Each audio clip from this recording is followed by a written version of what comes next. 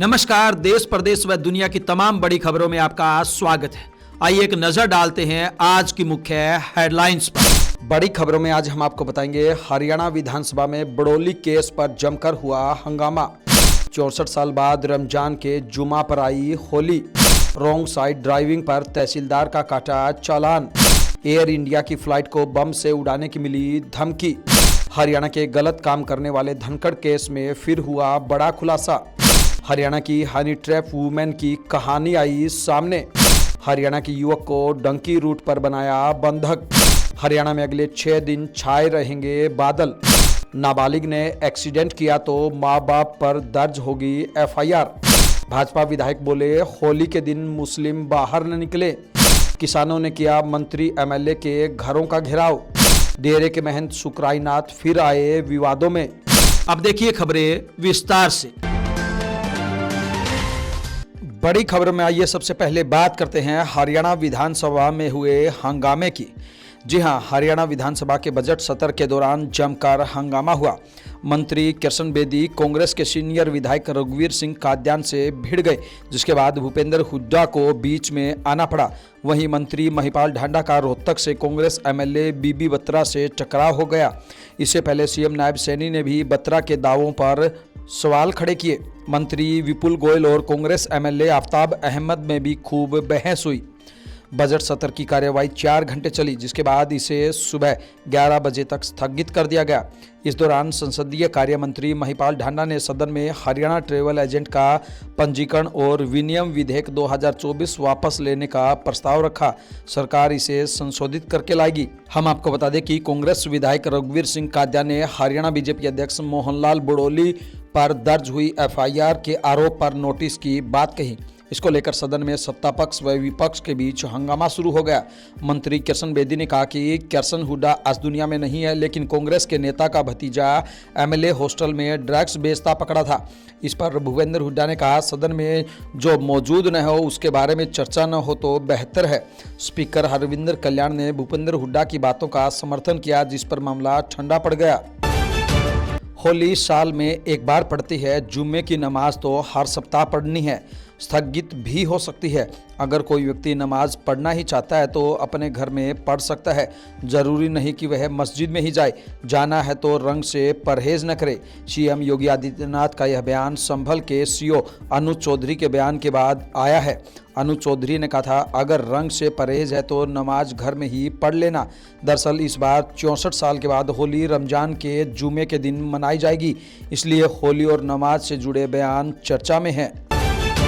कैथल में ट्रैफिक नियमों की अनदेखी करना तहसीलदार को भारी पड़ गया। वह रोंग साइड से पर्सनल गाड़ी लेकर सचिवालय आ रहे थे, मगर ट्रैफिक पुलिस ने उन्हें पकड़ लिया।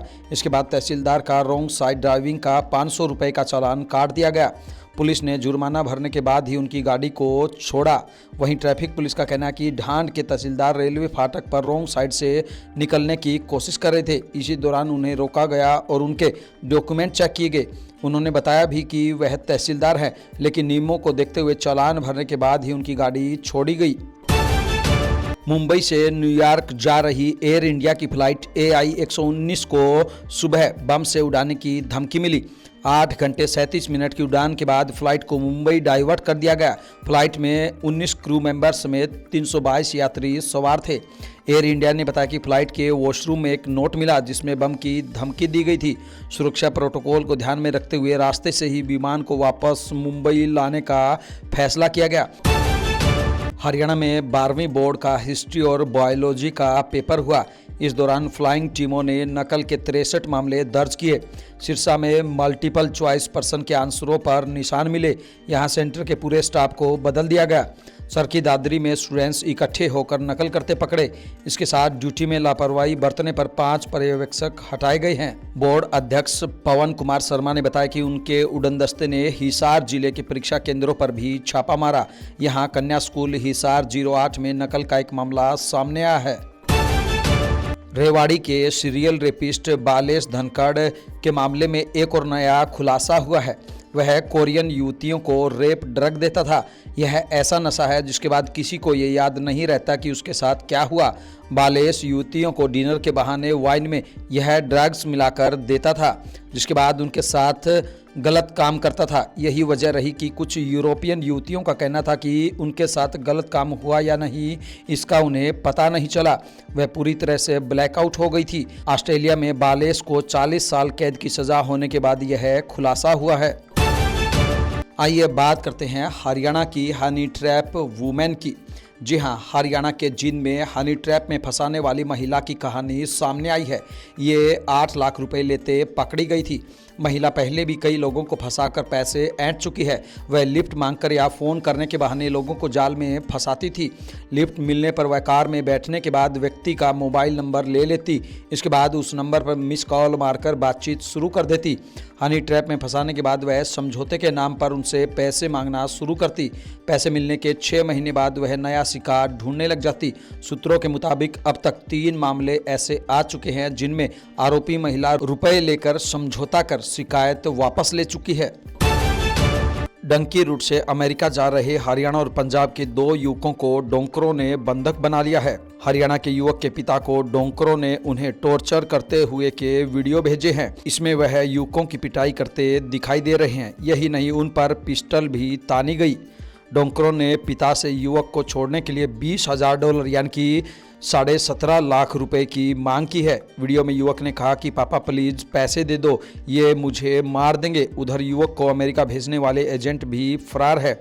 अब युवक के परेशान परिजनों ने कैथल में एसपी से मिलकर दोषी एजेंटों के खिलाफ कार्रवाई और बेटे की सुरक्षित वापसी की मांग की है। एसपी ने मामले में FIR दर्ज करने के साथ जांच शुरू करने का आश्वासन दिया है। गुरुग्राम सहित पूरे हरियाणा में 12 मार्च को होने वाली नगर निकाय चुनाव की मतगणना के लिए जिला प्रशासन की तरफ से तैयारियां पूरी कर ली गई है। डीसी एवं जिला निर्वाचन अधिकारी अजय कुमार ने तैयारियों की समीक्षा की तथा रिटर्निंग अधिकारियों को राज्य निर्वाचन आयोग की गाइडलाइन के अनुसार वोटों की गिनती करवाने के दिशा निर्देश जारी किए हैं। उन्होंने कहा कि पारदर्शी एवं निष्पक्ष वातावरण में मतगणना की प्रक्रिया को पूरा किया जाए। निकाय चुनाव प्रक्रिया के तहत 12 मार्च को मतगणना होनी है। ऐसे में मतगणना पूरी होने तक शराब की सभी दुकानें बंद की जाएंगी। मतगणना के दिन सभी शराब की दुकानें, होटल, रेस्तरां, क्लब और शराब बेचने या परोसने वाले अन्य प्रतिष्ठानों को शराब बेचने की अनुमति नहीं होगी।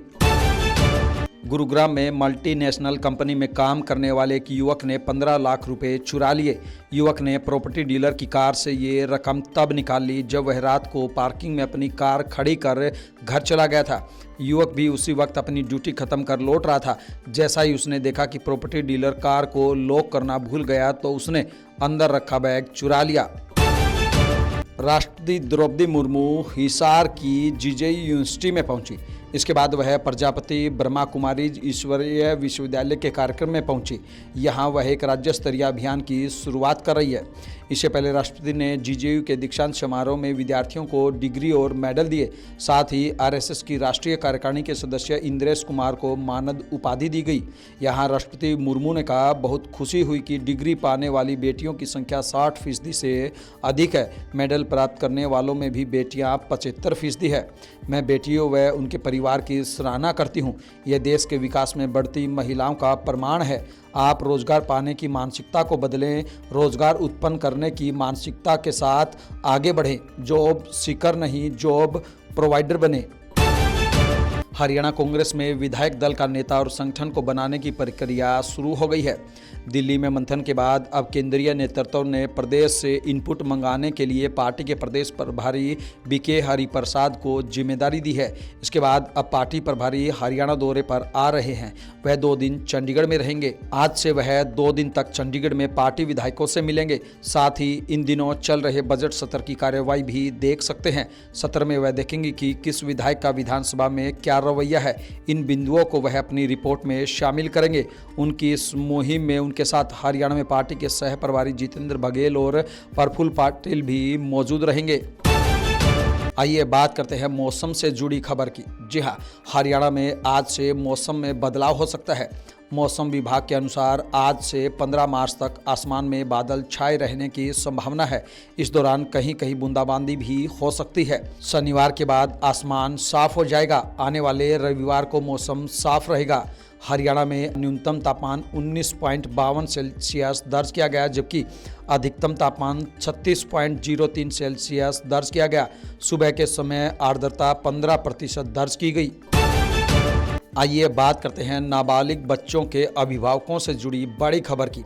जी हां, हरियाणा में नाबालिग बच्चों को वाहन देने वाले अभिभावकों पर पुलिस ने सख्ती कर दी है। ट्रैफिक पुलिस अब नाबालिग ड्राइवरों की वजह से एक्सीडेंट होने पर उसके अभिभावकों पर भी एफआईआर दर्ज करेगी।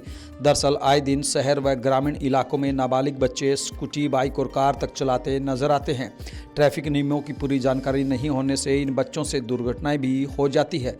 गौरतलब है कि 2 दिन पहले ही एसपी विक्रांत भूषण ने पुलिस अधिकारियों की बैठक लेकर ट्रैफिक अभियान को सख्ती से चलाने के निर्देश दिए थे। उन्होंने नाबालिग वाहन चालकों से लेकर पुलिस प्रेस तक के स्टिकर लगाकर चलने वालों की भी सख्ती से जांच करने के लिए कहा था।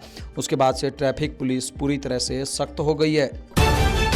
चंडीगढ़ की पीजीआई में आयुष्मान भारत योजना के तहत फर्जी कार्ड और गड़बड़ी के जरिए करोड़ों रुपए की हेराफेरी का मामला सामने आया है, जिसके बाद चंडीगढ़ क्राइम ब्रांच ने एक आरोपी बलराम को यूपी के सहारनपुर से गिरफ्तार किया है। कुछ हफ्ते पहले इस घोटाले की खबर सामने आने के बाद पीजीआई प्रशासन और अमृत फार्मेसी ने संयुक्त रूप से पुलिस में शिकायत दर्ज करवाई और मामले की जांच के लिए एक आंतरिक समिति गठित की। जांच में खुलासा हुआ है कि जाली डॉक्टर स्टाम्प का उपयोग करके फर्जी आयुष्मान कार्ड बनाए गए, जिससे अपात्र लोगों को मुफ्त इलाज की सुविधा दी गई। पीजीआई की ओर से आरोपी को जब्त स्टाम्प और इंडेंट बुक सहित पुलिस को सौंपा गया। पुलिस ने पीजीआई के assistant security officer BS Rawat के बयान पर रमन कुमार के खिलाफ केस दर्ज किया है। नारनौल में युवक ने पशुपालन विभाग में कार्यरत वीएलडीए पर नौकरी के नाम पर 35 लाख रुपए लेने का आरोप लगाया है। युवक की शिकायत पर पुलिस ने मामले की जांच शुरू कर दी है। वहीं आरोपी का कहना है कि उसके ऊपर लगाए गए सभी आरोप निराधार है। मूल रूप से रेवाड़ी के रहने वाले तथा फिलहाल नारनौल की पीडब्ल्यूडी कॉलोनी के रहने वाले हितेश ने पुलिस को बताया कि उसने एमटेक की हुई है। वह सरकारी नौकरी पाने के लिए कई बार सरकार द्वारा निकाले गए एग्जाम दे चुका है। लगभग सभी पोस्ट के लिए दिए गए एग्जाम में वह कुछ ही नंबरों से रह जाता था, जिसकी जानकारी पशुपालन विभाग में गांव पटिकरा में कार्यरत सतेंद्र को भी थी, क्योंकि वह पिता के अच्छे दोस्त होने की वजह से अक्सर वह नारनौल उसके घर में आता जाता था। उन्होंने मुझे नौकरी दिलाने का झांसा देकर मुझे मानसिक रूप से अपने जाल में फंसाकर मुझसे कुल 35 लाख रुपए ऐंठ लिए, जिनमें कैश तथा बैंक ट्रांजैक्शन शामिल है। संसद के बजट सत्र का दूसरा फेज हंगामे के साथ शुरू हुआ। लोकसभा में विपक्ष के नेता और कांग्रेस सांसद राहुल गांधी ने कहा, देश भर में वोटर लिस्ट पर सवाल उठ रहे हैं। पूरा विपक्ष बस यही कह रहा है कि वोटर लिस्ट पर चर्चा होनी चाहिए। इससे पहले सुबह सदन शुरू होते ही लोकसभा में डीएमके सांसदों ने हंगामा किया। डीएमके सांसद नई शिक्षा नीति और ट्राई लैंग्वेज को लेकर विरोध प्रदर्शन कर रहे थे। वे शिक्षा मंत्री धर्मेंद्र प्रधान के करीब पहुंचकर नारेबाजी कर रहे थे। इसके बाद स्पीकर ने लोकसभा की कार्यवाही स्थगित कर दी है। बिहार विधानमंडल के बजट सत्र के दौरान बीजेपी विधायक हरिभूषण बचौल के बयान पर राजनीति गर्मा गई है। दरअसल सदन की कार्यवाही शुरू होने से पहले बीजेपी विधायक हरिभूषण बचौल ने कहा, साल में 52 जुमा आता है, जबकि होली एक बार ही आती है। होली के दिन मुस्लिम बाहर न निकले। अगर उनका दिल बड़ा हो और रंग लग जाने पर बुरा न माने तभी बाहर निकले। रंग बेचने से परहेज नहीं तो रंग लगाने से परहेज क्यों। भाजपा विधायक के इस बयान पर पूर्व सीएम राबड़ी देवी ने कहा, अगर प्रधानमंत्री में हिम्मत है तो पूरे देश से मुस्लिमों को भगाकर दिखाए। बिहार की जनता यहां से बीजेपी को भगाएगी। भाजपा के लोग संस्कारहीन हैं। मुसलमान लोगों ने किसका क्या बिगाड़ा है। नेता प्रतिपक्ष तेजस्वी यादव ने भी कहा कि उनके कहने से मुसलमान नहीं निकलेंगे। 5 मार्च को चंडीगढ़ कूच करने में विफल रहे संयुक्त किसान मोर्चा के बैनर तले किसान पूरे प्रदेश में सत्तारूढ़ आम आदमी पार्टी के विधायकों और मंत्रियों के घरों के बाहर प्रदर्शन कर रहे हैं। इसके लिए किसानों की ओर से पहले ही रणनीति तैयार कर ली गई थी। किसान नेता सरवन सिंह पंधेर ने कहा कि हम चाहेंगे कि देश का सत्ता पक्ष व विपक्ष किसान मजदूरों की एमएसपी के ऊपर चर्चा करे। इस पर कानून बनना चाहिए। साथ ही देश के किसानों को कर्ज मुक्त किया जाए। हमारी अन्य मांगों पर ध्यान दिया जाए। वहीं शंभू बॉर्डर पर बनाई गई दीवार पर भी चर्चा होनी चाहिए, क्योंकि इसने पंजाब हरियाणा की आर्थिकता को नुकसान पहुंचाया है। जर्मनी के सभी एयरपोर्ट्स के कर्मचारियों ने 1 दिन की हड़ताल बुलाई है। इसकी वजह से पूरे देश की हवाई यात्रा ठप हो गई है। हड़ताल से पूरे देश में 13 प्रमुख एयरपोर्ट पर 3400 उड़ानें रद्द की गई, जिनमें फ्रैंकफर्ट और म्यूनिख जैसे प्रमुख एयरपोर्ट्स भी शामिल है। इसके चलते 5 लाख से ज़्यादा यात्री प्रभावित हुए। देश की 25 लाख सरकारी कर्मचारियों वाली वेरडी यूनियन ने सैलरी बढ़ाने की मांग को लेकर इस हड़ताल का ऐलान किया था। जर्मनी के समय के मुताबिक ये हड़ताल शुरू होनी थी, लेकिन इसे तय समय से एक दिन पहले ही शुरू कर दिया गया। गुरुग्राम के पोश इलाके डीएलएफ फेज 3 में ऑटो हटाने को लेकर हुए झगड़े में 2 लोगों ने ऑटो ड्राइवर को पीट दिया। इससे उस ड्राइवर की जान चली गई। दोनों आरोपी पेशे से इंजीनियर है। लखनऊ और बेंगलुरु में नौकरी करने के बाद गुरुग्राम में रह रहे थे। उन्होंने ड्राइवर को जमीन पर गिराकर लात घुसे मारे थे। पुलिस का कहना है कि आरोपियों ने ऑटो ड्राइवर को पीटा था। उनकी मार खाकर ड्राइवर गिर गया था, जिससे उसकी खोपड़ी में पत्थर लग गया। आरोपियों की पहचान रोहतक की जनता कॉलोनी के रहने वाले जयदीप और उत्तर प्रदेश में गोरखपुर की महवा चुंगी के रहने वाले मणिशंकर शुक्ला के रूप में हुई है। ये दोनों फिलहाल गुरुग्राम में नाथुपुर के तारा अपार्टमेंट में रह रहे थे। जींद की कथित समाजसेवी रेखा धीमान को सीएम नायब सैनी के हाथों पुरस्कार दिए जाने के बाद बवाल बढ़ता जा रहा है। इस युवती पर ब्लैकमेलिंग से लेकर एक्सटॉर्शन तक के आरोपों में मामले दर्ज हो चुके हैं। युवती 1 माह से ज़्यादा समय जेल में भी काट चुकी है। ऐसे में पुलिस विभाग से लेकर महिला बाल विकास जिला स्तरीय रिकमेंडेशन कमेटी तक पर सवालिया निशान खड़े हो रहे हैं, क्योंकि सम्मान के लिए आवेदन करने वाली इस कथित समाज सेविका की न तो पुलिस वेरिफिकेशन की गई और न ही इसके द्वारा किए गए सामाजिक कार्यों की जांच की गई। अब सीएम द्वारा जांच के आदेश देने के बाद अधिकारियों में हड़कंप मचा हुआ है। सभी अपनी कमी छिपाने का प्रयास कर रहे हैं। वहीं सूत्रों के अनुसार 2 नेताओं की सिफारिश पर इस कथित समाज सेविका का नाम आगे बढ़ाया गया था। गांव कोतकला के चबूतरे पर ग्राम सभा की एक बैठक आयोजित की गई, जिसकी अध्यक्षता सरपंच महासिंह ने की। बैठक में ग्रामीणों ने दादा कला पीर मठ से जुड़े महंत सुखराई नाथ के खिलाफ कड़ा रुख अपनाते हुए उनके खिलाफ प्रस्ताव पास किया है। ग्राम सभा में ग्रामीण सुरेश कोत, पूर्व सरपंच अनिल संधू, किशन फौजी, रघबीर पहलवान, पाल फौजी, रवि कुमार, चंद्रभान, धर्मू पहलवान व रामनिवास ने बताया कि महंत सुखराई नाथ को दादा काला पीर डेरे में केयरटेकर के रूप में बैठाया गया था। उस समय वहां पर आए महंतों ने कहा था कि अगर ग्रामीणों को ठीक लगे तो कुछ समय बाद इसको गद्दी पर बैठा दिया जाएगा, लेकिन ग्रामीणों को महंत सुखराई नाथ मंजूर नहीं है, क्योंकि इसका ग्रामीणों के प्रति व्यवहार सही नहीं है। गांव कोतकला में राजनीति फैलाकर गांव के भाईचारे को तोड़ने का इन्होंने प्रयास किया है। जब तक पूरे भारत के 8 पीर मिलकर दादा कला पीर मठ की गद्दी पर किसी महंत को नहीं बैठा देते, तब तक प्रशासन द्वारा इस डेरे को अपने अधीन लेना चाहिए और उसकी पूरी देखरेख प्रशासन द्वारा करने की मांग की गई है, क्योंकि महंत सुखराई नाथ द्वारा कालापीर डेरे में आने वाले पैसे का दुरुपयोग किए जाने का आरोप लगाया है। इसलिए ग्राम सभा की मीटिंग बुलाकर यह प्रस्ताव पास किया गया है कि जब तक दादा कालापीर गद्दी पर नहीं बैठा देते, तब तक प्रशासन इसको अपने कब्जे में ले। इन तमाम खबरों को लेकर आपकी क्या कुछ राय है, आपकी क्या कुछ प्रतिक्रिया है, आप हमें कमेंट बॉक्स के माध्यम से जरूर बताएं। ब्यूरो रिपोर्ट, बिंदास हरियाणा।